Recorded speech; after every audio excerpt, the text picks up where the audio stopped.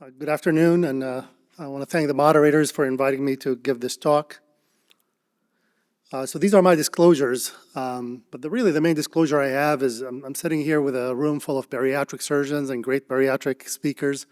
I'm not a bariatric surgeon. I mean, I was sitting there having to look up a Google image for what is a loop gastric bypass is, or a omega loop gastric bypass.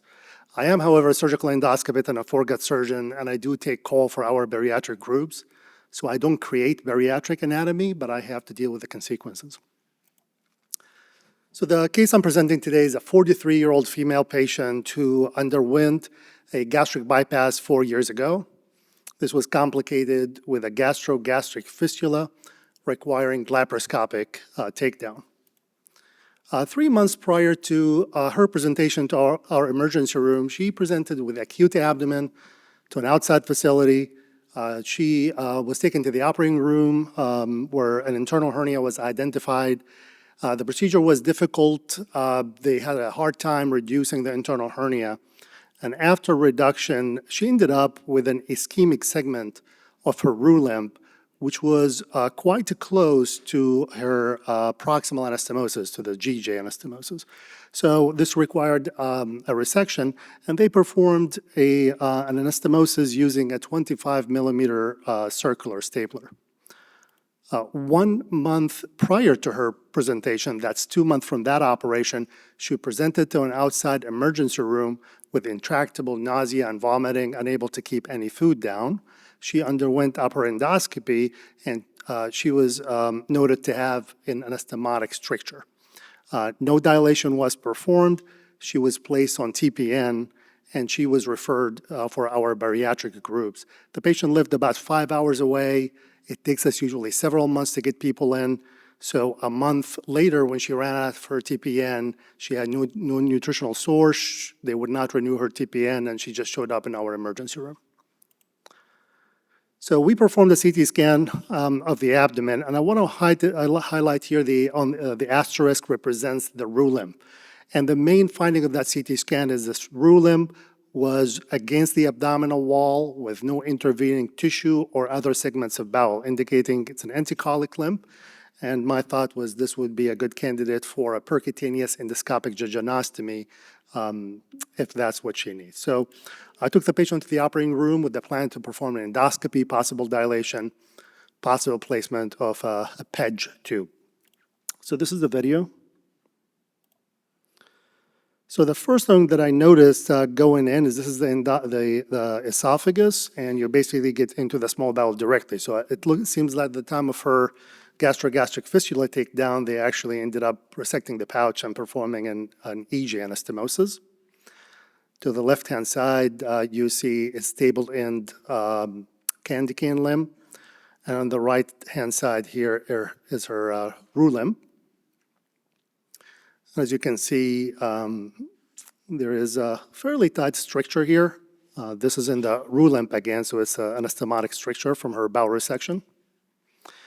We were unable to traverse that stricture using a standard EGD scope.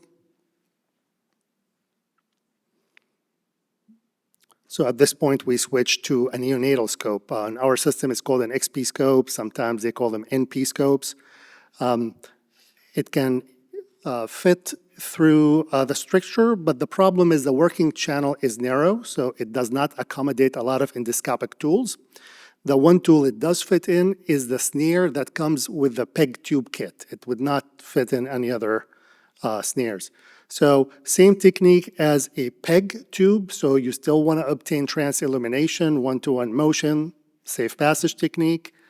And the one technical aspect of this is the small bowel diameter is small, so sometimes once you take out that needle from the angiocath, you lose insufflation, so you just have to do it quick. And then we use a 20 French gastrostomy tube as our J tube.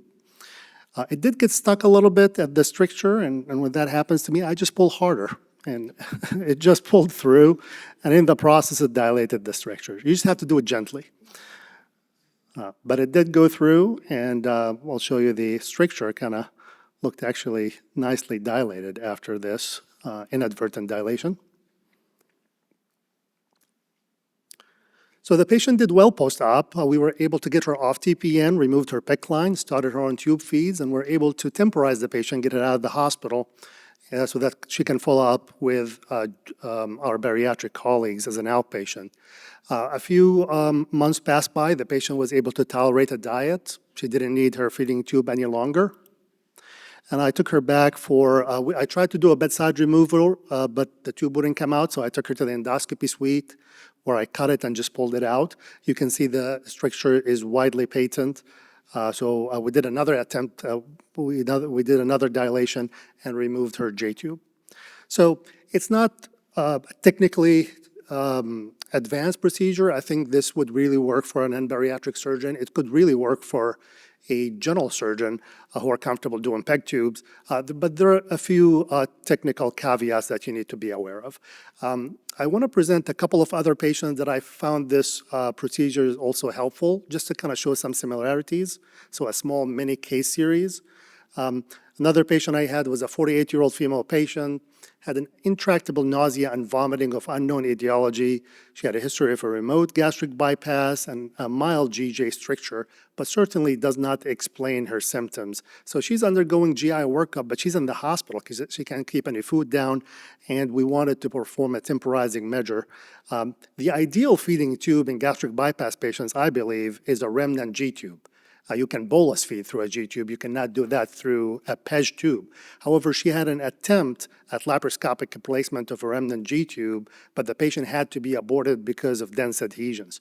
So again, CT scan was helpful. It identified an anticolic limb. We gave her a PEJ tube. She was able to get discharged out of the hospital and continued with her GI workup.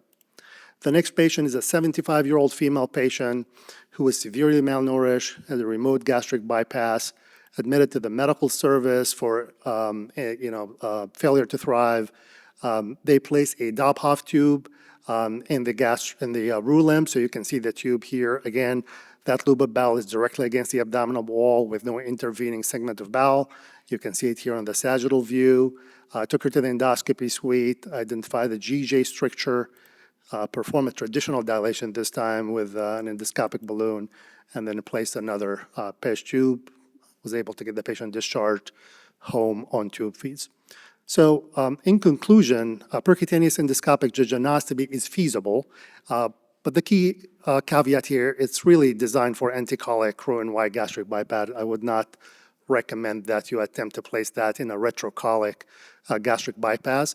And if you don't have access to the operative report, then a preoperative imaging, I would say, is essential.